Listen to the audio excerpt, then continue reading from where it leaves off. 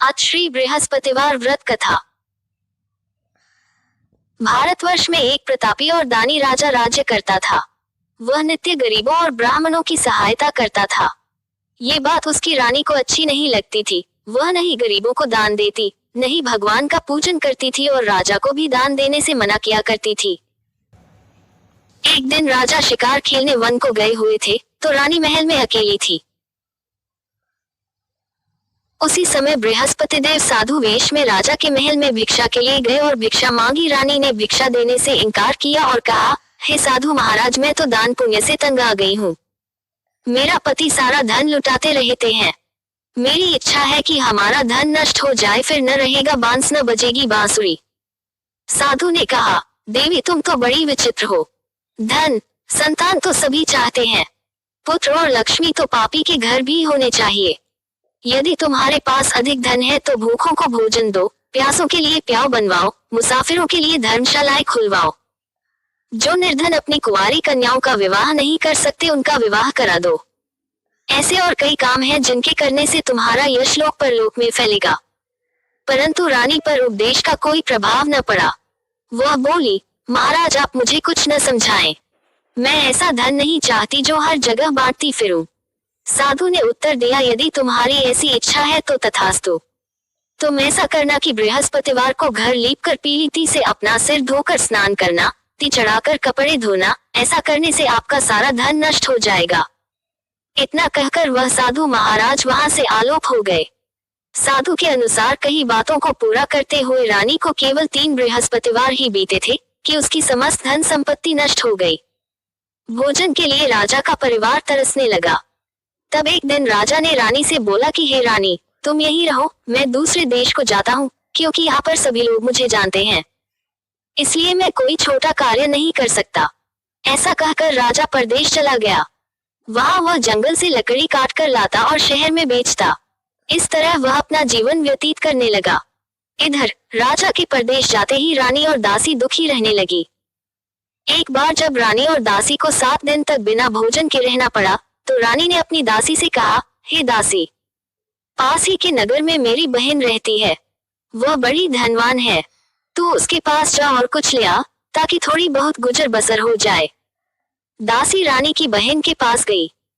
उस दिन गुरुवार था और रानी की बहन उस समय बृहस्पतिवार व्रत की कथा सुन रही थी। दासी ने रानी की बहन को अपनी रानी का संदेश दिया, लेकिन रानी की बड़ी बहन ने कोई उत्तर नहीं दिया। जब दासी को रानी की बहन से कोई उत्तर नहीं मिला तो वह बहुत दुखी हुई और उसे क्रोध भी आया। दासी ने वापस आकर रानी को सारी बात बता दी। सुनकर रानी ने अपने भाग्य को कोसा। उधर रानी की बहन ने सोचा कि मेरी बहन की दासी आई थी, परंतु मैं उससे नहीं बोली, इससे वह बहुत दुखी हुई होगी। कथा सुनकर और पूजन समाप्त करके वह अपनी बहन के घर आई और कहने लगी, हे बहन, मैं बृहस्पतिवार का व्रत कर रही थी। तुम्हारी दासी मेरे घर आई थी, परंतु जब तक कथा होती है तब तक न तो उठते हैं और न ही बोलते हैं, इसलिए मैं नहीं बोली। कहो दासी क्यों गई थी? रानी बोली, बहन तुमसे क्या छिपाऊं, हमारे घर में खाने तक को अनाज नहीं था। ऐसा कहते कहते रानी की आंखें भर आई। उसने दासी समेत पिछले 7 दिनों से भूखे रहने तक की बात अपनी बहन को विस्तार पूर्वक सुना दी। रानी की बहन बोली, देखो बहन, भगवान बृहस्पति देव सबकी मनोकामना को पूर्ण करते हैं। देखो, शायद तुम्हारे घर में अनाज रखा हो। पहले तो रानी को विश्वास नहीं हुआ, पर बहन के आग्रह करने पर उसने अपनी दासी को अंदर भेजा तो उसे सचमुच अनाज से भरा एक घड़ा मिल गया। ये देखकर दासी को बड़ी हैरानी हुई। दासी रानी से कहने लगी, हे रानी, जब हमको भोजन नहीं मिलता तो हम व्रत ही तो करते हैं, इसलिए क्यों न इनसे व्रत और कथा की विधि पूछ ली जाए, ताकि हम भी व्रत कर सकें। तब रानी ने अपनी बहन से बृहस्पतिवार व्रत के बारे में पूछा। उसकी बहन ने बताया, बृहस्पतिवार के व्रत में चने की दाल और मुनक्का से विष्णु भगवान का केले की जड़ में पूजन करें तथा दीपक जलाएं, व्रत कथा सुने और पीला भोजन ही करें। इससे बृहस्पति देव प्रसन्न होते हैं। व्रत और पूजन विधि बताकर रानी की बहन अपने घर को लौट गई। 7 दिन के बाद जब गुरुवार आया तो रानी और दासी ने व्रत रखा। घुड़साल में जाकर चना और गुड़ लेकर आई। फिर उससे केले की जड़ तथा विष्णु भगवान का पूजन किया। अब पीला भोजन कहाँ से आए, इस बात को लेकर दोनों बहुत दुखी थे। चूंकि उन्होंने व्रत रखा था, इसलिए बृहस्पति देव उनसे प्रसन्न थे। इसलिए वे एक साधारण व्यक्ति का रूप धारण कर 2 थालों में सुंदर पीला भोजन दासी को दे गए। भोजन पाकर दासी प्रसन्न हुई और फिर रानी के साथ मिलकर भोजन ग्रहण किया। वे सभी गुरुवार को व्रत और पूजन करने लगी। बृहस्पति भगवान की कृपा से उनके पास फिर से धन संपत्ति आ गई, परंतु रानी फिर से पहले की तरह आलस्य करने लगी।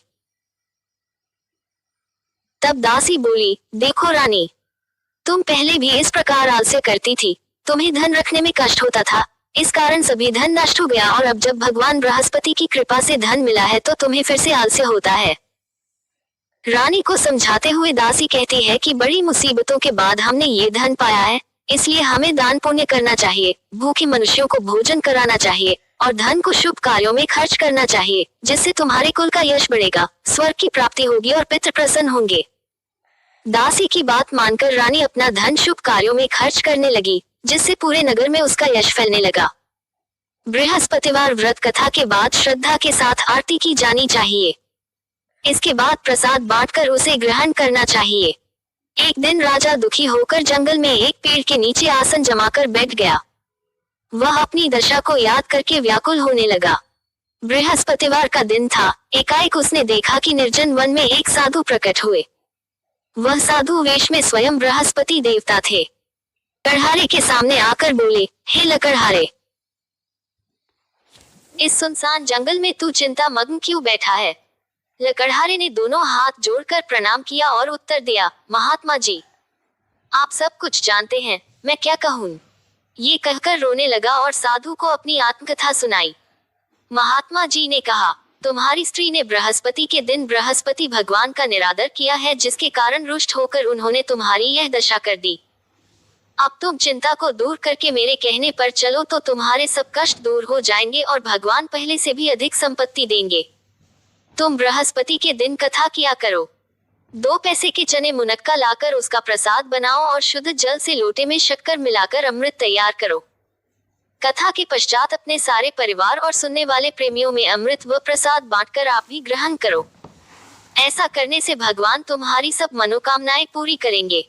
साधु के ऐसे वचन सुनकर लकड़हारा बोला, हे प्रभु, मुझे लकड़ी बेचकर इतना पैसा नहीं मिलता जिससे भोजन के उपरांत कुछ बचा सकूं। मैंने रात्रि में अपनी स्त्री को व्याकुल देखा है। मेरे पास कुछ भी नहीं जिससे मैं उसकी खबर मंगा सकूं। साधु ने कहा, हे लकड़हारे, तुम किसी बात की चिंता मत करो। बृहस्पति के दिन तुम रोजाना की तरह लकड़ियां लेकर शहर को जाओ। तुमको रोज से दुगुना धन प्राप्त होगा, जिससे तुम भली भांति भोजन कर लोगे तथा बृहस्पति देव की पूजा का सामान भी आ जाएगा। न कहकर साधु अंतर्ध्यान हो गए। धीरे धीरे समय व्यतीत होने पर फिर वही बृहस्पतिवार का दिन आया। लकड़हारा जंगल से लकड़ी काटकर किसी शहर में बेचने गया। उसे उस दिन और दिन से अधिक पैसा मिला। राजा ने चना गुड़ आदि लाकर गुरुवार का व्रत किया। उस दिन से उसके सभी क्लेश दूर हुए, परंतु जब दोबारा गुरुवार का दिन आया तो बृहस्पतिवार का व्रत करना भूल गया। इस कारण बृहस्पति भगवान नाराज हो गए। उस दिन उस नगर के राजा ने विशाल यज्ञ का आयोजन किया तथा शहर में ये घोषणा करा दी कि कोई भी मनुष्य अपने घर में भोजन न बनावे, न आग जलावे, समस्त जनता मेरे यहाँ भोजन करने आवे। इस आज्ञा को जो न मानेगा उसे फांसी की सजा दी जाएगी। इस तरह की घोषणा संपूर्ण नगर में करवा दी गई। राजा की आज्ञानुसार शहर के सभी लोग भोजन करने गए, लेकिन लकड़हारा कुछ देर से पहुंचा, इसलिए राजा उसको अपने साथ घर ले गए और ले जाकर भोजन करा रहे थे तो रानी की दृष्टि उस खूंटी पर पड़ी जिस पर उसका हार लटका हुआ था। वह वहां पर दिखाई नहीं दिया। रानी ने निश्चय किया कि मेरा हार इस मनुष्य ने चुरा लिया है। उसी समय सिपाहियों को बुलाकर उसको कारागार में डलवा दिया। जब लकड़हारा कारागार में पड़ गया और बहुत दुखी होकर विचार करने लगा कि न जाने कौन से पूर्व जन्म के कर्म से मुझे ये दुख प्राप्त हुआ है, और उसी साधु को याद करने लगा जो कि जंगल में मिला था।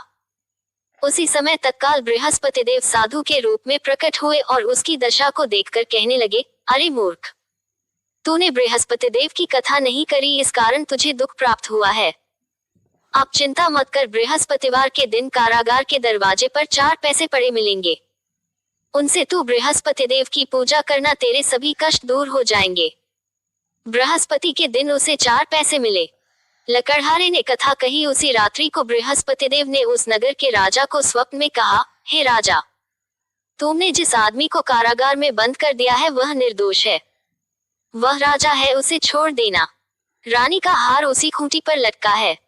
अगर तू ऐसा नहीं करेगा तो मैं तेरे राज्य को नष्ट कर दूंगा। इस तरह रात्रि के स्वप्न को देखकर राजा प्रातःकाल उठा और खूंटी पर हार देखकर लकड़हारे को बुलाकर क्षमा मांगी तथा लकड़हारे को योग्य सुंदर वस्त्र आभूषण देकर विदा कर दिया। बृहस्पति देव की आज्ञानुसार लकड़हारा अपने नगर को चल दिया। राजा जब अपने नगर के निकट पहुंचा तो उसे बड़ा आश्चर्य हुआ। नगर में पहले से अधिक बाग, तालाब, कुएं तथा बहुत सी धर्मशाला, मंदिर आदि बन गई हैं। राजा ने पूछा, ये किसका बाग और धर्मशाला है? तब नगर के सब लोग कहने लगे, ये सब रानी और बांदी के हैं। तो राजा को आश्चर्य हुआ और गुस्सा भी आया। जब रानी ने ये खबर सुनी कि राजा आ रहे हैं तो उन्होंने बांदी से कहा कि हे दासी, देख राजा हमको कितनी बुरी हालत में छोड़ गए थे। हमारी ऐसी हालत देखकर वह लौट न जाए, इसलिए तू दरवाजे पर खड़ी हो जा। आज्ञानुसार दासी दरवाजे पर खड़ी हो गई। राजा आए तो उन्हें अपने साथ लेवा लाई। तब राजा ने क्रोध करके अपनी रानी से पूछा कि यह धन तुम्हें कैसे प्राप्त हुआ है? तब उन्होंने कहा, हमें ये सब धन बृहस्पति देव के इस व्रत के प्रभाव से प्राप्त हुआ है। राजा ने निश्चय किया कि 7 रोज बाद तो सभी बृहस्पति देव का पूजन करते हैं, परंतु मैं प्रतिदिन दिन में 3 बार कहानी तथा रोज व्रत किया करूंगा। अब हर समय राजा के दुपट्टे में चने की दाल बंधी रहती तथा दिन में 3 बार कहानी कहता। एक रोज राजा ने विचार किया कि चलो अपनी बहन के यहाँ हो आवे। इस तरह निश्चय कर राजा घोड़े पर सवार हो अपनी बहन के यहाँ को चलने लगा। मार्ग में उसने देखा कि कुछ आदमी एक मुर्दे को ले जा रहे हैं। उन्हें रोककर राजा कहने लगा, अरे भाइयों, मेरी बृहस्पति देव की कथा सुन लो। वे बोले, लो, हमारा तो आदमी मर गया है, इसको अपनी कथा की पड़ी है। परंतु कुछ आदमी बोले, अच्छा कहो, हम तुम्हारी कथा भी सुनेंगे। राजा ने दाल निकाली और जब कथा आधी हुई थी कि मुर्दा हिलने लग गया और जब कथा समाप्त हो गई तो राम राम करके मनुष्य उठकर खड़ा हो गया। आगे मार्ग में उसे एक किसान खेत में हल चलाता मिला। राजा ने उसे देख और उससे बोले, अरे भैया, तुम मेरी बृहस्पतिवार की कथा सुन लो। किसान बोला, जब तक मैं तेरी कथा सुनूंगा तब तक 4 हरिया जोत लूंगा। जा अपनी कथा किसी और को सुनाना। इस तरह राजा आगे चलने लगा। राजा के हत्ते ही बैल पछाड़ खाकर गिर गए तथा किसान के पेट में बड़ी जोर का दर्द होने लगा। उस समय उसकी माँ रोटी लेकर आई। उसने जब ये देखा तो अपने पुत्र से सब हाल पूछा और बेटे ने सभी हाल कह दिया तो बुढ़िया दौड़ी दौड़ी उस घुड़सवार के पास गई और उससे बोली कि मैं तेरी कथा सुनूंगी, तू अपनी कथा मेरे खेत पर चलकर ही कहना। राजा ने बुढ़िया के खेत पर जाकर कथा कही, जिसके सुनते ही वह बैल उठ खड़ हुए तथा किसान के पेट का दर्द भी बंद हो गया। राजा अपनी बहन के घर पहुंचा। बहन ने भाई की खूब मेहमानी की। दूसरे रोज प्रातःकाल राजा जगा तो वह देखने लगा कि सब लोग भोजन कर रहे हैं। राजा ने अपनी बहन से कहा, ऐसा कोई मनुष्य है जिसने भोजन नहीं किया हो, मेरी बृहस्पतिवार की कथा सुन ले। बहन बोली, हे भैया, ये देश ऐसा ही है कि पहले यहाँ लोग भोजन करते हैं, बाद में अन्य काम करते हैं। अगर कोई पड़ोस में हो तो देख आऊं। वह ऐसा कहकर देखने चली गई, परंतु उसे कोई ऐसा व्यक्ति नहीं मिला जिसने भोजन न किया हो। अतः वह एक कुम्हार के घर गई जिसका लड़का बीमार था। उसे मालूम हुआ कि उनके यहाँ 3 रोज से किसी ने भोजन नहीं किया है। रानी ने अपने भाई की कथा सुनने के लिए कुम्हार से कहा, वह तैयार हो गया। राजा ने जाकर बृहस्पतिवार की कथा कही, जिसको सुनकर उसका लड़का ठीक हो गया। अब तो राजा की प्रशंसा होने लगी। एक रोज राजा ने अपनी बहन से कहा कि हे बहन, हम अपने घर को जाएंगे, तुम भी तैयार हो जाओ। राजा की बहन ने अपनी सास से कहा। सास ने कहा, हाँ चली जा, परंतु अपने लड़कों को मत ले जाना क्योंकि तेरे भाई की कोई औलाद नहीं है। बहन ने अपने भैया से कहा, हे भैया, मैं तो चलूंगी पर कोई बालक नहीं जाएगा। राजा बोला, जब कोई बालक नहीं चलेगा तब तुम ही क्या करोगी? बड़े दुखी मन से राजा अपने नगर को लौट आया। राजा ने अपनी रानी से कहा, हम निर्वंशी हैं, हमारा मुंह देखने का धर्म नहीं है और कुछ भोजन आदि नहीं किया। रानी बोली, हे प्रभु, बृहस्पति देव ने हमें सब कुछ दिया है, वह हमें औलाद अवश्य देंगे। उसी रात को बृहस्पति देव ने राजा से स्वप्न में कहा, हे राजा उठ, सभी सोच त्याग दे, तेरी रानी गर्भ से है। राजा की यह बात सुनकर बड़ी खुशी हुई। 9वें महीने में उसके गर्भ से एक सुंदर पुत्र पैदा हुआ। तब राजा बोला, हे रानी, स्त्री बिना भोजन के रह सकती है, पर बिना कहे नहीं रह सकती। जब मेरी बहन आवे तुम उससे कुछ कहना मत। रानी ने सुनकर हाँ कर दिया। कि बहन ने ये शुभ समाचार सुना तो वह बहुत खुश हुई तथा बधाई लेकर अपने भाई के यहाँ आई। तभी रानी ने कहा, घोड़ा चढ़कर तो नहीं आए, गधा चढ़ आए। राजा की बहन बोली, भाभी मैं इस प्रकार न कहती तो तुम्हें औलाद कैसे मिलती। बृहस्पति देव ऐसे ही हैं, जैसी जिसके मन में कामनाएं हैं सभी को पूर्ण करते हैं। जो सद्भावना पूर्वक बृहस्पतिवार का व्रत करता है एवं कथा पता है अथवा सुनता है, दूसरों को सुनाता है, बृहस्पति देव उसकी सभी मनोकामना पूर्ण करते हैं। भगवान बृहस्पति देव उसकी सदैव रक्षा करते हैं। संसार में जो मनुष्य सद्भावना से भगवान जी का पूजन व्रत सच्चे हृदय से करते हैं तो उनकी सभी मनोकामनाएं पूर्ण करते हैं। जैसी सच्ची भावना से रानी और राजा ने उनकी कथा का गुणगान किया तो उनकी सभी इच्छाएं बृहस्पति देव जी ने पूर्ण की थी। इसलिए पूर्ण कथा सुनने के बाद प्रसाद लेकर जाना चाहिए। हृदय से उसका मनन करते हुए जयकारा बोलना चाहिए। बोलो बृहस्पति देव की जय, भगवान विष्णु की जय। दोस्तों, अगर आपको वीडियो पसंद आया हो तो वीडियो को लाइक करके जाना, कमेंट करके जाना, कमेंट में विष्णु भगवान की जय जरूर लिख के जाना। साथ ही साथ अगर आप हमारे चैनल पे नए जुड़े हैं तो चैनल को सब्सक्राइब करके जाना, क्योंकि ऐसी आपको कथा भजन आप हमारे चैनल के माध्यम से सुन सकते हैं। धन्यवाद।